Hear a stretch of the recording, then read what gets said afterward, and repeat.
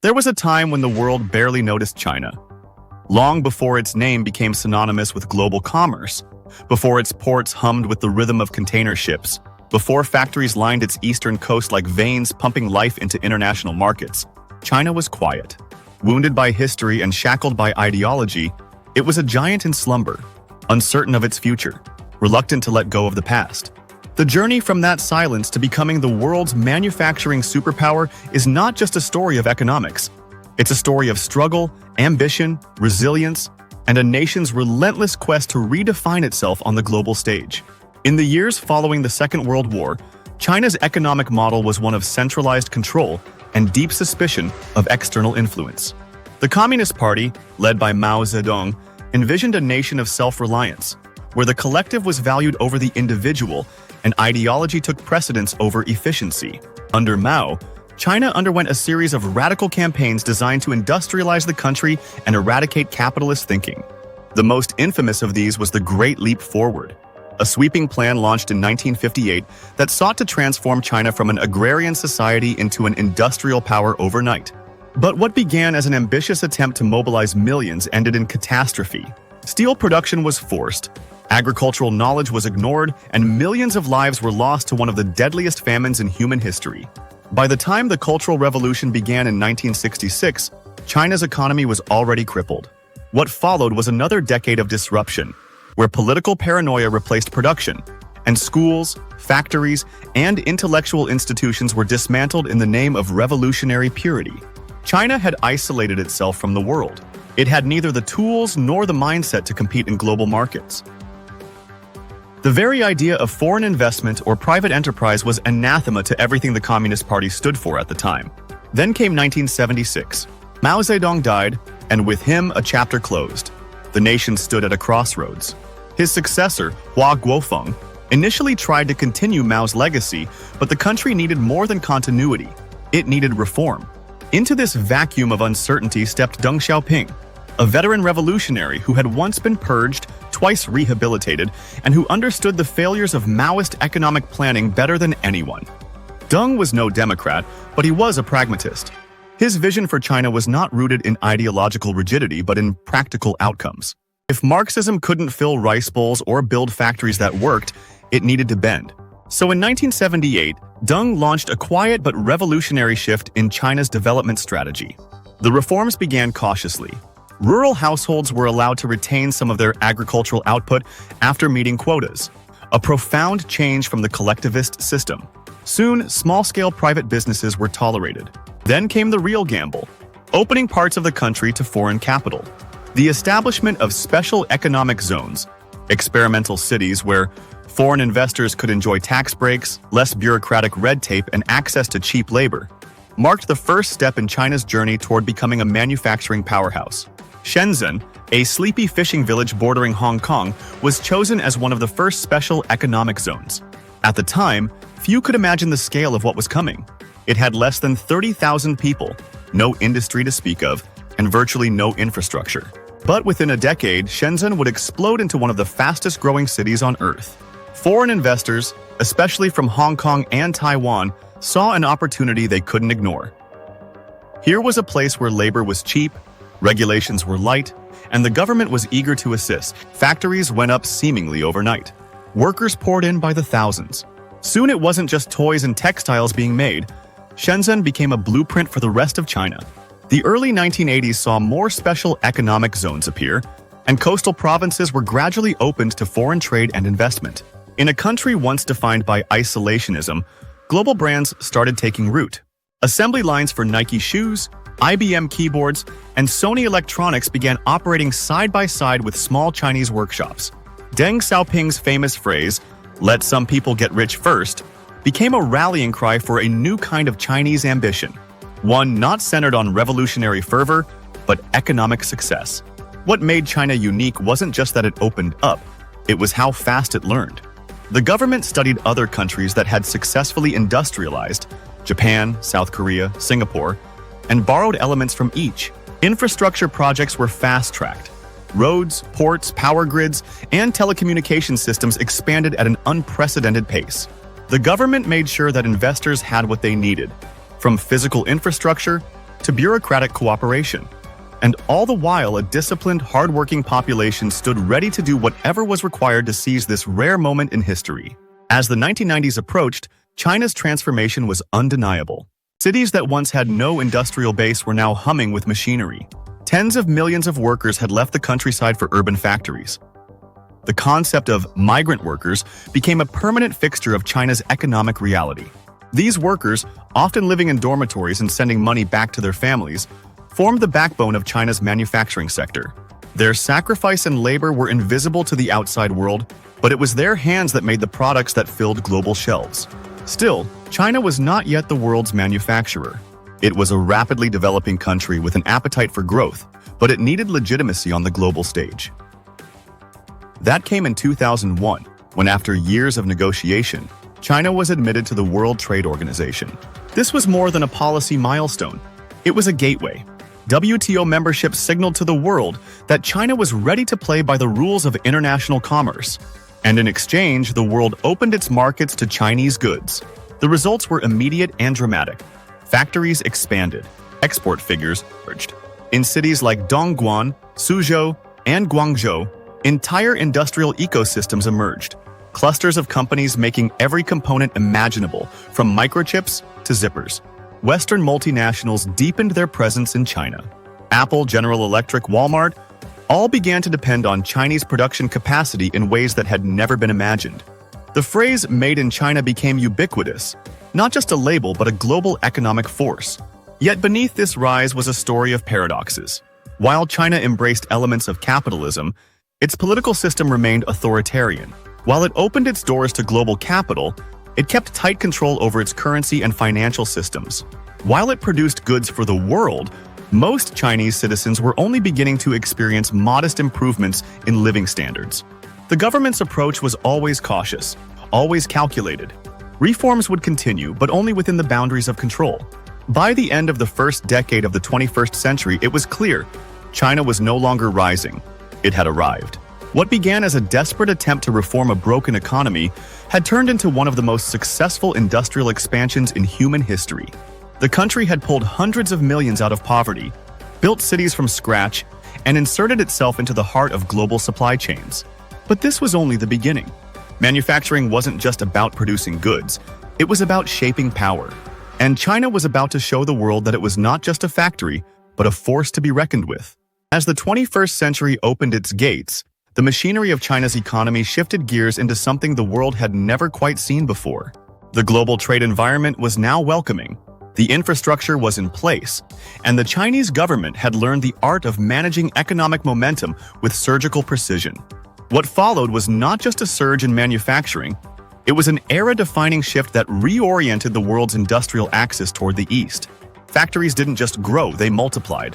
Cities once anonymous on the global map became synonymous with entire industries. Yiwu turned into the nerve center for small commodities, while Dongguan became the backbone of global electronics assembly. Entire supply chains were compressed into provincial clusters where suppliers, assemblers, shippers, and distributors could coordinate operations almost seamlessly. If a product needed 20 different components, all 20 could be sourced, produced, and delivered within a few square kilometers, sometimes even within a single industrial park. This wasn't just efficiency, it was manufacturing orchestration on a scale the world had never attempted. China's labor force played a pivotal role in this transformation.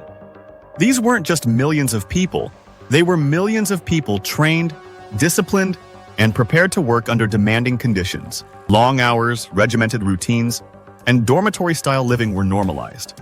Workers were not only cheap, but adaptable. They could shift from sewing machines to smartphone assembly lines in a matter of weeks, as long as the training and incentives were in place. This vast human engine could be scaled up or down depending on seasonal demand, global shifts, or policy changes. It gave China a kind of flexibility no other nation could match. Foreign companies, stunned by the cost advantages and speed, doubled down. Brands that had once hesitated to hand over their production to a communist country were now basing their entire supply chains on Chinese soil. American, European, Japanese, Korean, and even emerging market firms were all chasing the same thing: lower costs and faster output. They found both in China. It was no longer just outsourcing, it was industrial reliance. From Nike sneakers to IKEA furniture, From Samsung electronics to Mattel toys, the majority of consumer goods began their lives in Chinese factories. The sheer scale of China's production capacity became evident in its trade statistics. Year after year, the export numbers broke records. Container ships, fully loaded with everything from ball bearings to high-end televisions, sailed from Chinese ports in an endless stream of commerce. Ports like Shanghai, Shenzhen, and Ningbo grew into some of the busiest on the planet, dwarfing older, established ports in Europe and North America. The supply chain was now deeply entangled with Chinese logistics. A hiccup in a Chinese factory could cause ripples across global markets. But this dominance came at a cost. Beneath the economic miracle lay stories of exhaustion, exploitation, and environmental degradation. Workers toiled in intense conditions, often under pressure to meet inhuman quotas. Industrial accidents were not uncommon. Labor protests, while not widespread, began to bubble up in certain regions. Meanwhile, air pollution choked major cities. Rivers were tainted by chemical runoff, and toxic waste piled up near production zones. It was the invisible price of growth, one that the government sought to manage without sacrificing momentum. At the same time, internal migration reshaped Chinese society. The hukou system, China's household registration policy, created a divide between rural and urban citizens. Millions of migrant workers lived in cities but lacked access to basic services like education, healthcare, and housing rights. They were indispensable to the economy but were often treated as second-class citizens. Yet they stayed. Because even with these hardships, life in the factory belts offered better prospects than the agricultural grind back home. As production deepened, the Chinese government didn't sit idle. This was no laissez-faire miracle. The state was everywhere, in policy, in planning, in execution. Through industrial policy, it identified key sectors for growth and funneled resources accordingly. It provided subsidies, tax breaks, and access to cheap credit for manufacturers. State-owned banks extended loans to promising enterprises. Provincial and local governments competed to attract factories with land deals, infrastructure commitments, and bureaucratic expedients. It wasn't just capitalism. It was capitalism with Chinese characteristics, guided by invisible but firm hands. One of the most profound moves came in education and vocational training. China didn't just need bodies on assembly lines. It needed minds that could manage production, improve quality, and handle complexity. So it began investing in technical schools, engineering programs, and partnerships with global institutions. A new generation of workers emerged, not just laborers, but skilled technicians, engineers, and factory managers. This intellectual upgrade allowed China to start climbing the value chain, transitioning from low-end goods to higher-tech manufacturing. And so, the world watched as China moved from making toys and t-shirts to tablets and turbines. The electronics sector became the symbol of this evolution. Companies like Foxconn emerged as giants, not just contract manufacturers, but ecosystems unto themselves. Foxconn's factories, especially those in Shenzhen and Zhengzhou, operated like miniature cities, housing hundreds of thousands of workers, cafeterias, dormitories, hospitals, and even internal security forces. They produced components and assembled products for nearly every major tech brand in the world. The iPhone, arguably the most iconic device of the 21st century, was born in these very factories. It wasn't just foreign brands that benefited. Chinese companies began to rise. Lenovo acquired IBM's PC division and became a global laptop leader. Huawei transformed from a small telecom supplier into a tech behemoth. Haier revolutionized home appliances. BYD began producing electric vehicles and batteries. These were no longer contract factories. They were innovators, designers, and global competitors. All the while, the Chinese government encouraged this ascent through targeted initiatives. It created high-tech industrial zones, issued national plans for technology development, and supported research into semiconductors, robotics, and renewable energy. It aimed to ensure that the next wave of global manufacturing, not just in terms of scale, but in sophistication, would also be led by China. This strategic vision came into sharper focus with the announcement of the Made in China 2025 plan. This wasn't just a slogan, it was a roadmap for dominance. The plan aimed to reduce reliance on foreign technology, promote homegrown innovation, and turn China into a leader in areas like aerospace, advanced rail, electric vehicles, and artificial intelligence. It sent a clear message to the world. China would no longer be satisfied with assembling what others designed. It would compete at the top. And yet, for all its ambition and achievement, challenges loomed. The world began to take notice, not just of China's success, but of its influence. Governments, particularly in the West, grew wary of over-reliance on Chinese manufacturing. Concerns about intellectual property theft, unfair trade practices, and state subsidies led to calls for decoupling. The United States, once the chief beneficiary of cheap Chinese goods, began to view China not as a partner, but as a strategic rival. The trade war that erupted in 2018 marked a turning point. Tariffs were imposed, negotiations stalled, and companies were forced to reconsider their exposure to the Chinese market. Still, even amidst geopolitical storms, one reality held true. The world had become dependent on Chinese factories. Disengaging wasn't just difficult, it was, for many, impossible. The supply chains were too complex, the relationships too entrenched, and the alternatives too underdeveloped. Vietnam, India, and other countries offered lower costs, but not the same scale or speed. And so, even as trade tensions flared and pandemic disruptions tested the system, the world kept buying from China. By the early 2020s, China stood at a new crossroads. It was no longer just the workshop of the world, it was a power center. Its factories didn't just produce, they shaped markets. Its companies didn't just follow, they competed. And its government didn't just support industry, it steered it with an intensity matched only by its ambition. But the question remained, how long could this model hold? Could China continue to dominate manufacturing in a world that was growing more cautious, more divided, more digital? Would its rising labor costs and political tensions erode the foundation it had built? Or would it evolve yet again, adapting to the challenges of the 21st century as skillfully as it had done in the past? Those answers would come in time. For now, one truth remained undeniable. See, the journey from a fragmented agrarian economy to a global manufacturing titan was one of the most extraordinary economic transformations in history. And the story wasn't over yet. Even as China tightened its grip on global manufacturing, something more subtle was happening beneath the surface. The transformation wasn't just economic, it was cultural. The pride of production, the dignity of creation, began to shape how a generation of Chinese workers and entrepreneurs saw themselves. Factory work, once a grueling necessity, became a gateway to opportunity. Entire towns grew wealthy from a single product line. A village might specialize in zippers, another in socks, a third in umbrellas. This hyper-specialization turned regions into miniature kingdoms of industrial dominance.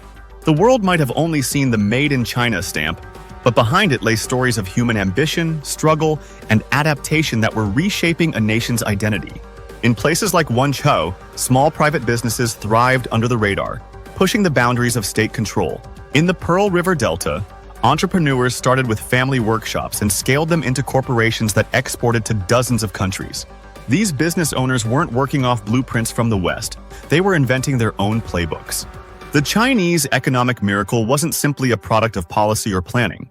It was the result of millions of people solving problems in real time, in environments where failure was common and success had to be engineered one shipment, one contract, one batch at a time.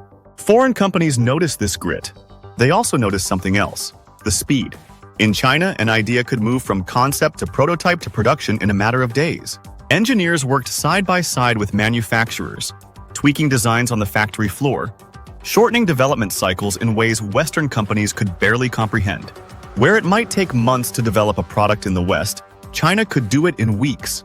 This speed, combined with scale, became China's ultimate advantage. The government encouraged it. Local officials were often judged by the growth numbers of their regions. So they hustled. They built roads before factories arrived. They rezoned farmland for industrial use. They courted foreign investors personally, offering deals and incentives that made local economies bloom. But they also enforced discipline. If a factory violated pollution rules too openly or a strike threatened to spread, the response could be swift and uncompromising. This delicate balance between growth and control defined China's industrial rise. But as the economy boomed, so did inequality. The coastal regions surged ahead, while the interior provinces lagged. The wealth gap widened. In response, the government launched development programs for central and western China, trying to extend the miracle inland. New roads were laid. Train lines stretched across vast distances. Cities like Chongqing and Chengdu received special investment zones. The goal was clear: lift more people out of poverty and prevent the economic engine from stalling. Education played a pivotal role. China expanded its university system at breathtaking speed. Thousands of new institutions were built. Enrollment soared. A generation that had grown up watching factories rise was now training to manage them, improve them, or reimagine them entirely. And for those who didn't go to university, vocational schools offered specialized training in everything from robotics to precision manufacturing. The line between manual labor and technical skill began to blur. The factory worker of the 2010s was not the same as the one from the 1990s. The tools had changed. So had the mindset. At the same time, Chinese manufacturers began to shift from imitation to innovation. In the early days, much of China's output was based on foreign designs. Reverse engineering was common, but over time, local companies learned to develop their own products, their own technologies. R&D labs emerged. Patent filings increased. Government programs offered grants and tax breaks for innovation. Shenzhen, once a city of assembly lines, became a hub for tech startups. It wasn't just assembling smartphones anymore. It was designing components, inventing features, optimizing battery life, reducing costs, and pushing boundaries. And yet, the world still saw China through the lens of cost. It was the cheap labor capital, the place to cut expenses and maximize margins. That perception lingered even as reality evolved. Labor costs were rising. Environmental regulations were tightening. The Chinese worker was no longer the world's cheapest. But the ecosystem was now too developed to ignore. China had built not just factories, but relationships, workflows, and logistical systems that were nearly impossible to replicate elsewhere. This was the hidden truth. Even if another country could offer cheaper wages, it couldn't offer the same mix of speed, infrastructure, supply chain integration, and government support. China wasn't competing on labor alone anymore. It was competing on maturity. Still, pressure was mounting. Inside China, expectations were rising. Workers demanded better pay and conditions. Cities wanted cleaner air and less noise. Outside China, competitors were regrouping. Nations like Vietnam, Bangladesh, and India began offering low-cost alternatives for garment manufacturing, furniture assembly, and even light electronics. Slowly, companies started diversifying their production, not abandoning China, but hedging their bets. This process, often referred to as China Plus One, marked the beginning of a more complex global manufacturing landscape. Yet even as some factories moved, China was not shrinking. It was climbing. The government understood that to remain dominant, the country had to embrace automation, artificial intelligence, and advanced manufacturing. Robots began appearing on factory floors. Smart systems managed inventory, logistics, and quality control. Data became as important as steel. The fourth industrial revolution had arrived, and China intended not just to participate, but to lead. Nowhere was this more evident than in sectors like electric vehicles, solar panels, and high-speed rail. China wasn't just producing the parts, it was setting global standards. It built the most advanced battery factories in the world. It became the largest market for electric vehicles and developed companies like BYD and CATL that quickly caught up with or outpaced their global peers. The government poured billions into green technology, anticipating both domestic needs and global demand. This shift was not without its critics. Many Western policymakers saw China's rise as a result of unfair practices, state subsidies, currency manipulation, forced technology transfers. These concerns turned into trade disputes. Tensions flared. Tariffs were imposed. Multinationals began to rethink their exposure to political risk in China. The narrative started to change. No longer was China seen simply as an economic partner. It was now viewed, especially in the United States, as a strategic competitor. The COVID-19 pandemic added fuel to the fire. Lockdowns in Wuhan and other cities revealed just how dependent the world had become on Chinese manufacturing. Shortages of masks, ventilators, and electronics reminded governments and corporations alike that supply chains had grown dangerously concentrated. There were renewed calls for reshoring, for local production, for reducing dependence. But when the dust settled, the reality was unchanged. China remained at the center. Because despite everything, politics, pandemics, trade wars, its factories kept running. Its ports kept moving goods. Its people kept producing. By now, China had become more than a manufacturer. It had become an economic foundation. If the West wanted cheap consumer goods, fast innovation cycles, and complex product development, it still needed China. And so the world continued to balance between caution and necessity, between rivalry and reliance. All the while, the Chinese dream evolved. The goal was no longer just to be the factory of the world. It was to be the designer, the innovator, the standard setter, to move from quantity to quality, from following to leading, from making for others to making for itself. The road had been long, filled with contradictions and challenges. It had required discipline, sacrifice, and relentless adaptation. But China had done what few believed possible. It had taken the fragments of a broken command economy and turned them into the scaffolding of global commerce.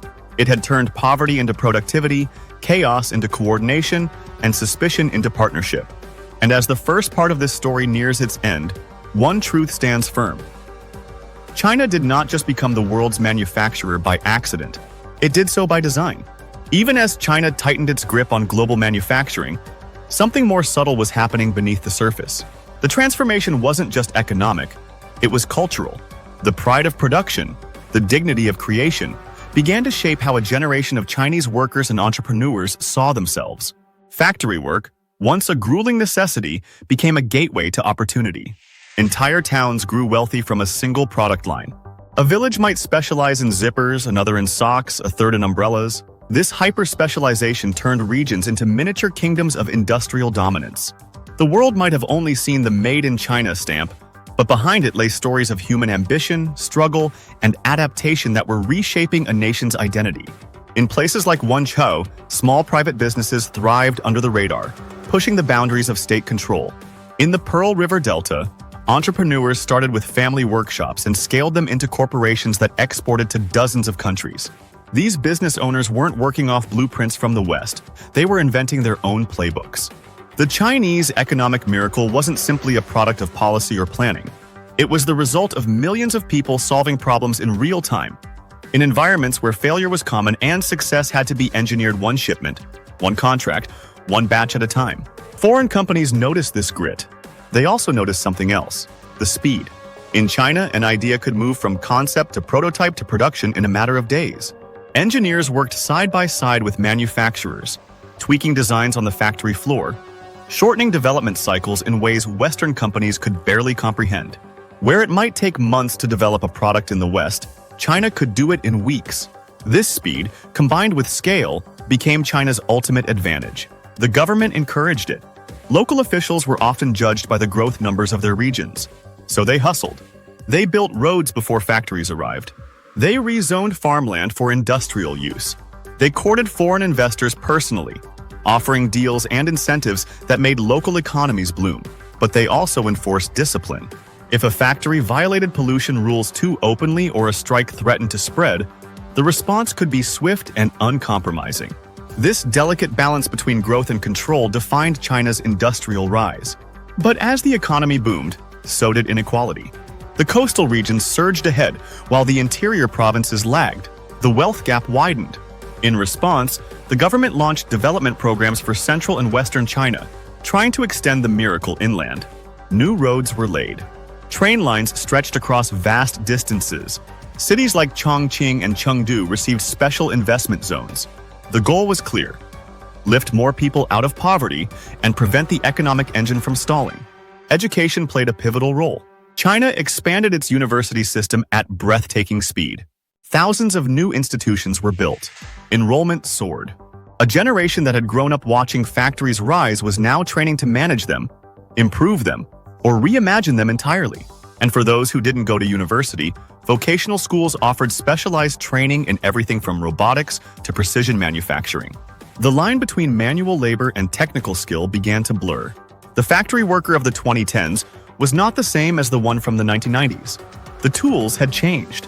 So had the mindset. At the same time, Chinese manufacturers began to shift from imitation to innovation. In the early days, much of China's output was based on foreign designs. Reverse engineering was common, but over time, local companies learned to develop their own products, their own technologies. R&D labs emerged. Patent filings increased. Government programs offered grants and tax breaks for innovation.